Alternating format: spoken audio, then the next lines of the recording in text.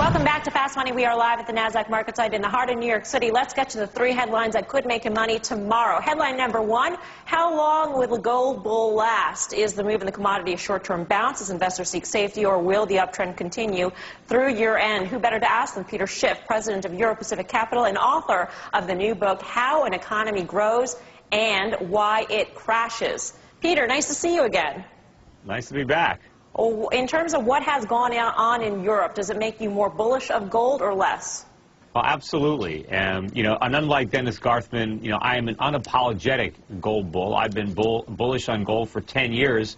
And, what's happening makes me more bullish because Europe is becoming more like the United States. What Europe is saying is that the nations that share the euro currency, they will not be allowed to default. No matter how much money they borrow, the European Bank will simply print euros to pay it off. So they are going to inflate rather than default. That's a page right out of our playbook. They are going to make the euro almost as weak as the dollar. And, now I might have to say, instead of just going to 5,000, maybe gold's going to 10,000. And I know somebody there said, why isn't it at 2,000? Don't look a gift horse in the mouth. Just buy it. Pete, again, great call on gold. But, you can't deny that since last we were on, the U.S. dollar against the other major currency out there has rallied sharply. As a matter, since probably the beginning of the year, the U.S. dollar's done extraordinarily well. I know you're going to throw some ancillary currencies at me, but there's no denying the dollar over the last 6 months. Gold is the best arbitrator of the dollar's value. The fact that temporarily the euro is weaker than the dollar doesn't take away from the fact that the dollar itself is weak. It is losing value. You can measure its value in gold. I was watching on CNBC. It was a different program, and it was a classic, CNBC moment where the host asked the guest if there was any real demand for gold or if it was just going up. And the guest said that there was no real demand. People were just buying gold because it was a safe haven. That is the real demand. Gold is safety. It's money. It is a way to preserve your wealth. Peter, not to interrupt you, but what if you get an economy that's growing a lot faster than the rest of the general consensus thinks? Our economy? Our economy's not growing. Our economy is a disaster. We're printing money and spending it. Our debt is growing much faster than our GDP. All we're doing is growing the government, buying more stuff. I'm asking you sort of a theoretical question then, because I know you're long gold and you love gold, but I just want to hear the contrary and critical thinking.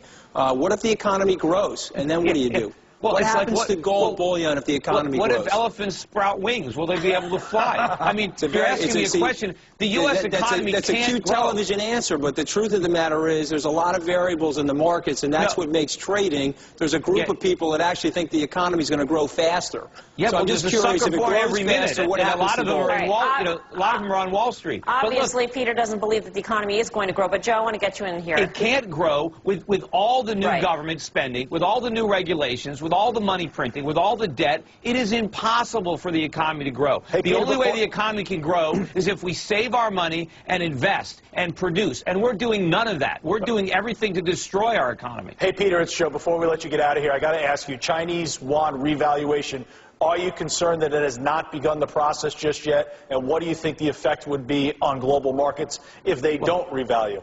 Well, look, the Chinese are going to have to let their currency go up. What's going on in Europe should be making them cringe, because instead of having to prop up the United States economy, now they might have to prop up Europe as well. I mean, they can't be the only ones lending. They can't be the only ones saving and producing.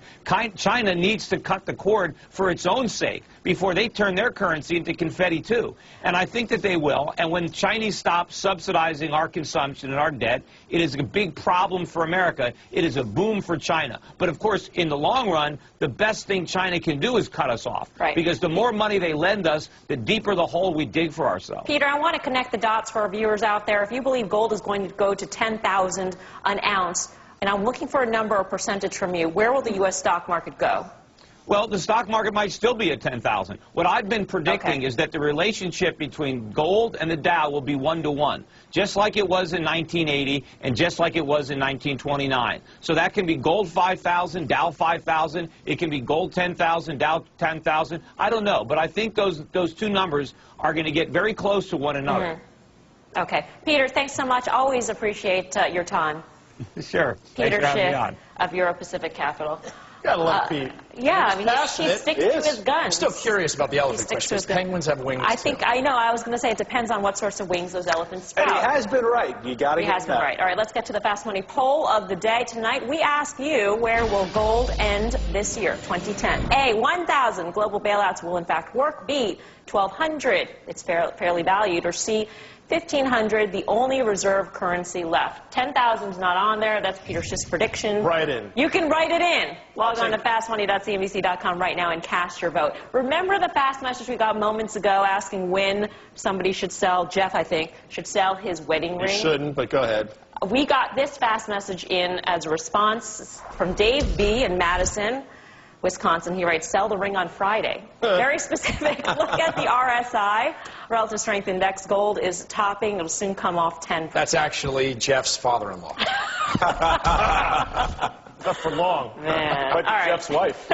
I want to bring back Dennis Gartman for the exclusive preview of the Gartman letter. Dennis, what are you cooking up? Well, I'm going to cook up about the same thing I've been cooking up for the past several months. The euro is weak. The euro has problems. They've thrown $1 trillion at it. They haven't actually thrown it at it yet. They've told us that they shall. They've put nothing to work. And yet the euro, having gotten to 131 yesterday, is trading under 127 today. Horrible, horrible action. I'm going to explain that they're throwing good money after bad, throwing it down a rat hole, and I think they have a problem there. So the euro continues to decline, and in gold probably continues to go up, especially in euro terms. Okay. Dennis Gartman, thanks. Always a pleasure to see you. Thanks for having me.